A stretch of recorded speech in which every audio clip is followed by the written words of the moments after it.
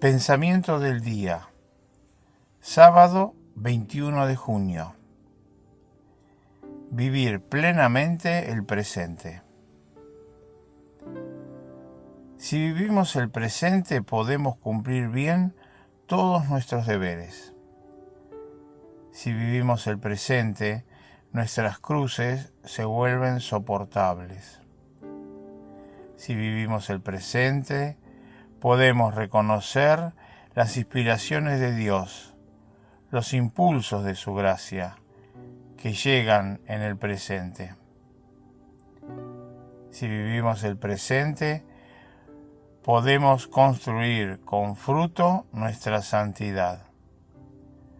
Francisco de Sales decía: cada instante llega cargado de una orden y va a hundirse en la eternidad para fijar allí lo que hemos hecho.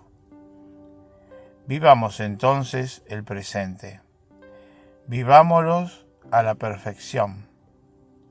Al final de cada día y al final de la vida nos encontraremos cargados de obras buenas, realizadas y de actos de amor ofrecidos. Chiara Lubich, Volver al presente, editorial Ciudad Nueva. Hola, si te ha gustado este video, danos like y suscríbete al canal para recibir notificaciones. Recuerda que es libre y gratuito sin ningún compromiso.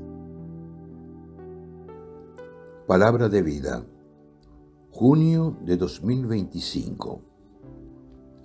Denles ustedes de comer. Del Evangelio de San Lucas, capítulo 9, versículo 13.